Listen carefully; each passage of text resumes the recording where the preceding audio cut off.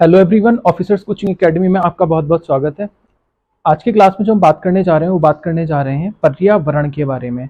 जैसे कि आपको पता है कि पर्यावरण और पारिस्थितिकी से आपको हर एग्जाम में यूपीपीसीएस और आरओ एआरओ की स्पेशली मैं बात कर रहा हूँ, और स्पेशल जो फोकस है वो है यूपीपीसीएस सिविल सर्विसेज पे।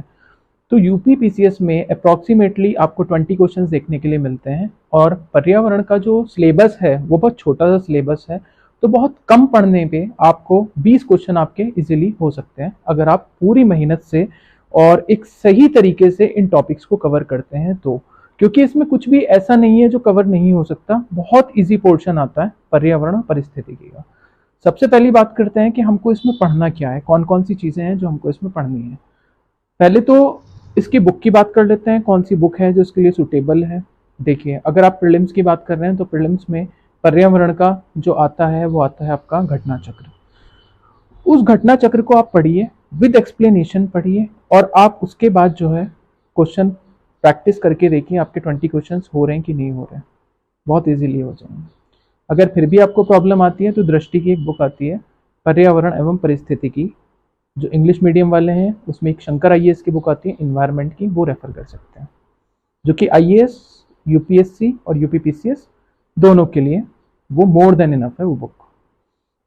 अब इसमें हमको पढ़ना क्या है, सबसे पहले बात करते हैं पर्यावरण में। पहला चैप्टर है पर्यावरण का।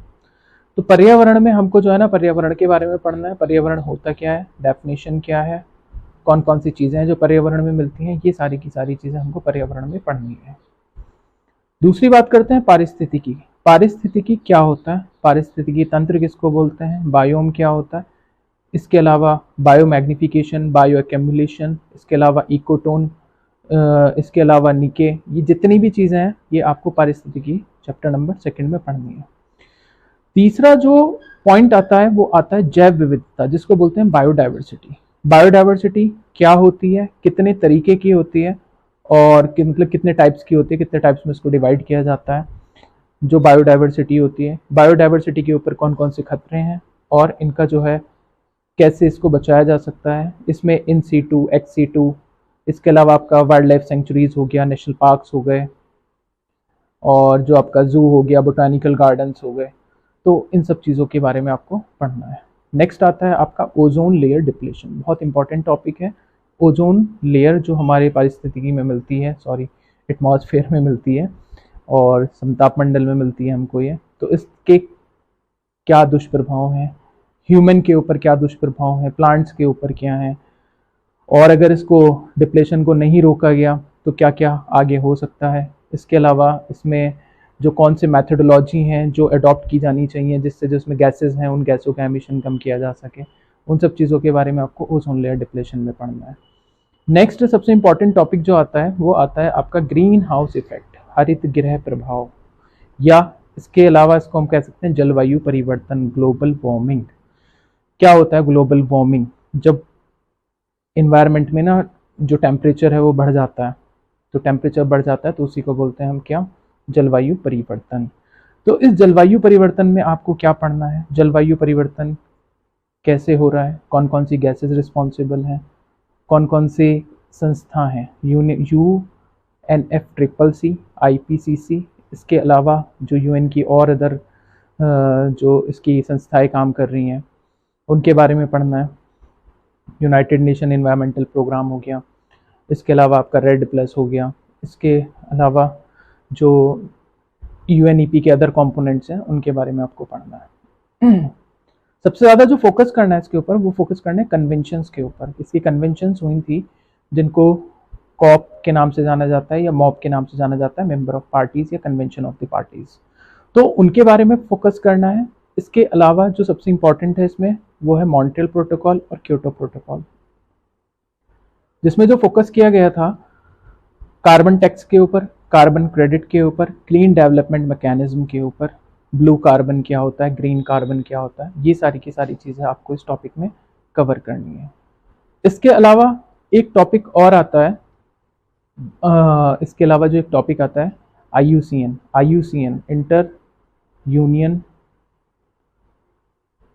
कंजर्वेशन ऑफ नेचर, इसी तरीके से इसकी फुल फॉर्म है शायद से।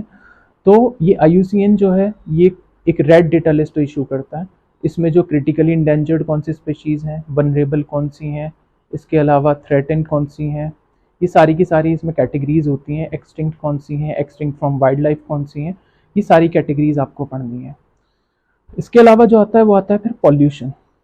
पॉल्यूशन में एक तो आपका जो एसिड रेन होता है, अम्ल वर्षा जिसको बोलते हैं, वो पढ़नी है आपको। वायु प्रदूषण पढ़ना है, इसके अलावा जल प्रदूषण पढ़ना है, इसके अलावा ध्वनि प्रदूषण पढ़ना है, इसके अलावा जो हमारे और अदर जो पॉल्यूशंस हैं, जैसे कि आज मॉडर्न टाइम पीरियड में जिसको हम जो ना ई पॉल्यूशन बोलते हैं, जैसे कंप्यूटर के कुछ कंपोनेंट्स हैं, जैसे कैडमियम हो गया, इसके अलावा आपका जो है ना मरकरी हो गया, इन जो पॉल्यूटेंट्स हैं, इनसे जो पॉल्यूशन फैल रहा है, इन सब चीज़ों के बारे में, कैसे इनकी रोकथाम की जानी चाहिए, क्या क्या इसके दुष्प्रभाव हैं, उन सब चीज़ों के बारे में आपको पढ़ना है।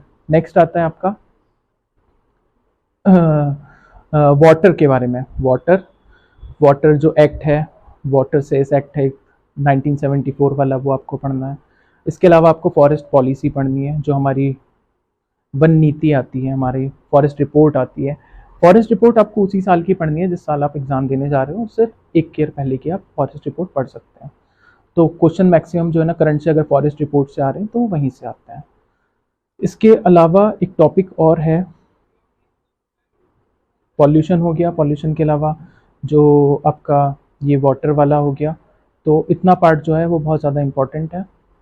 हाँ, नवीकरणीय और अनवीकरणीय ऊर्जा के स्रोत, क्योंकि आज के टाइम पीरियड में आप देख रहे हो जिसको हम कन्वेंशनल और non conventional source of energies बोलते हैं, तो सबसे ज़्यादा जो फोकस किया जा रहा है वो सोलर एनर्जी के ऊपर फोकस किया जा रहा है, क्योंकि वो पॉल्यूशन फ्री है। तो इसलिए जो है ना ये नवीकरणीय और गैर नवीकरणीय स्रोतों के बारे में आपको पता होना चाहिए, कौन कौन सी एनर्जीज़ हैं जिनसे जो है हम यूज़ कर सकते हैं और अपने इन्वायरमेंट को प्रोटेक्ट कर सकते हैं। तो इन सब से क्वेश्चंस आपके आते हैं। तो अगर आप इतने टॉपिक्स कवर कर ले जाएंगे तो आपके लिए बहुत अच्छा रहेगा। आप कोई भी एग्ज़ाम, पीसीएस का एग्ज़ाम आपका बहुत इजीली आप 18-19 क्वेश्चन आराम से कर सकते हैं। राइट, वीडियो देखने के लिए धन्यवाद।